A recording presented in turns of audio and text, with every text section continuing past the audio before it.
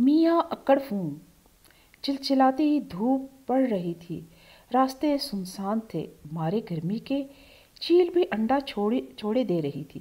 ایسے میں میاں اکڑ فون ایک لمبی پگڈنڈی پر چلے جا رہے تھے، بلکہ یوں کہنا چاہیے کہ رینگ رہے تھے، اور ساتھ ہی ساتھ کچھ بڑبڑاتے بھی جا رہے تھے۔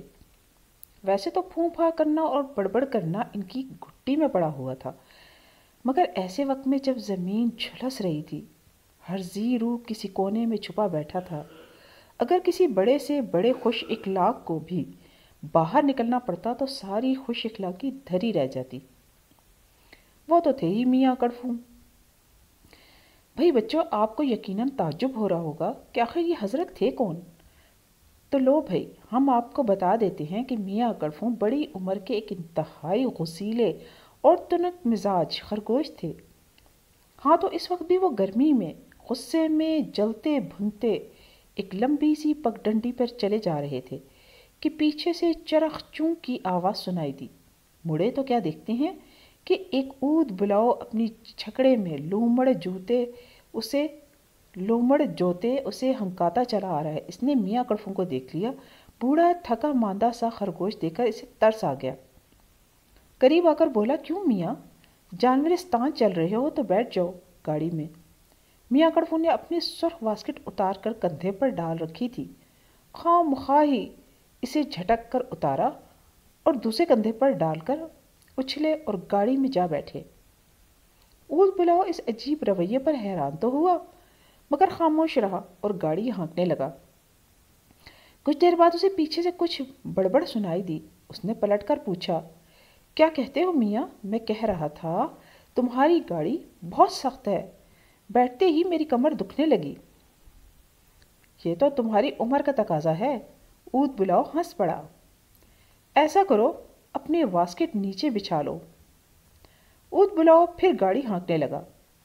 گرمی بڑھتی جا رہی تھی۔ بیچارہ لومڑ ہانپتے کانپتے گاڑی کھینچے لیے جا رہا تھا۔ کچھ دیر بعد پھر پیچھے سے بڑبڑاہٹ سنائی دی۔ اب کیا ہوا؟ اس نے پوچھا۔ تمہارا یہ لومڑ بہت آہستہ چل رہا ہے، اس نے تو کچھوے کو بھی مات کر دیا ہے۔ گرمی بھی تو دیکھو کس قیامت کی پڑ رہی ہے، ہم لوگ 3 میل پیچھے سے چلے آ رہے ہیں۔ میاں کڑفوں منہ ہی منہ میں کچھ بڑبڑا کر خاموش ہو گئے۔ کچھ دیر راستہ خاموشی سے کٹا اور پھر وہی بڑبڑ شروع۔ اود بلاؤ جھلا کر پلٹا، کیا مسئلہ ہے؟ تم اس قدر پھیل کر بیٹھے ہو کہ مجھے کچھ بھی دکھائی نہیں دے رہا۔ میاں کڑفوں نے مسئلہ بتایا، میں پھیل کر نہیں بیٹھا ہوں، بلکہ میں ہوں ہی موٹا تازہ۔ اود بلاؤ جل کر بولا۔ چلتے چلتے وہ لکڑی کے ایک پرانے پل پر جا پہنچے۔ یہاں چھکڑے نے اتنے ہچکولے کھائے کہ اس کے پہیے کراہنے لگے۔ چرخ چوں کی آواز چرخ چرخ چوں چوں چیں میں بدل گئی، اور ساتھ ہی میاں کڑفوں کی بڑبڑاہٹ بھی زور پکڑ گئی۔ اود بلاؤ نے کراہ کر پوچھا، میاں اب کیا کہتے ہو؟ تمہارا چھکڑا تو بہت ہی پرانا ہے، میرا تو انجر پنجر ڈھیلا ہو گیا۔ اود بلاؤ نے باگیں کھینچی۔ لومڑ گاڑی رک گئی۔ میاں خرگوش نیچے فوراً اتر جاؤ۔ کیوں؟ میاں کڑفوں کی سٹی گم ہو گئی۔ میرے بھائی، تم پیدل چلو تو زیادہ بہتر ہے، یہ چھکڑا تمہاری شاندار شخصیت کے قابل نہیں ہے۔ میں تو فوراً نیچے اترو، سیٹ سخت ہے، میں پھیل کر بیٹھا ہوں، لومڑ رینگ رہا ہے، چھکڑا پرانا ہے، جاؤ جا کر کوئی شاہی سواری ڈھونڈو۔ اود بلاؤ کی قوت برداشت جواب دے گئی۔ میاں کڑفوں نے اپنی واسکٹ اٹھا کر کندھے پر ڈالی اور منہ لٹکائے گاڑی سے نیچے اتر گئے۔ اب لومڑ گاڑی آگے تھی اور پیچھے پیچھے میاں کڑفوں گھسٹ رہے تھے۔ بار بار واسکٹ کی جیب سے رومال نکال کر پسینہ پوچھتے، آخر ان کی ساری اکڑفوں پھوں پھاں غائب ہو گئی۔ ذرا آگے بڑھ کر بولے، بھیا ایک موقع اور دے دو، اب میں ایک لفظ بھی نہ بولوں گا، بس چپ چاپ ایک کونے میں دبکا بیٹھا رہوں گا۔ اود بلاؤ کو آخرکار اس بوڑھے اور تھکے ماندے خرگوش پہ ترس آ ہی گیا، اور اس نے ایک مرتبہ پھر میاں کڑفوں کو اپنی گاڑی میں بیٹھنے کی اجازت دے دی۔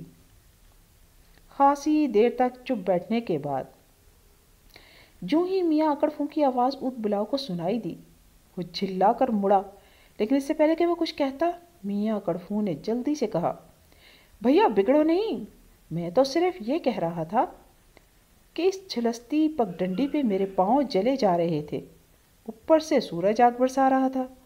واقعی تمہاری گاڑی نعمت سے کم نہیں ہے۔ ہاں یہ بات درست ہے، مگر تم ایک اور بات بھول رہے ہو۔ وہ کیا؟ تم خود سوچو۔ میاں کڑفوں سوچنے لگے، سوچتے رہے، گاڑی چلتی رہی، چرخ چوں چرخ چوں چرخ چوں۔